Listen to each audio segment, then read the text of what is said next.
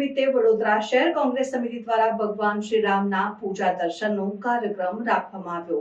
રામનવમી નિમિત્તે વડોદરા શહેરમાં કાલાઘોડા સર્કલ પાસે આવેલ પૌરાણિક રામ મંદિર પાસે માઈ ભક્તોની ભારે ભીડ જોવા મળી હતી।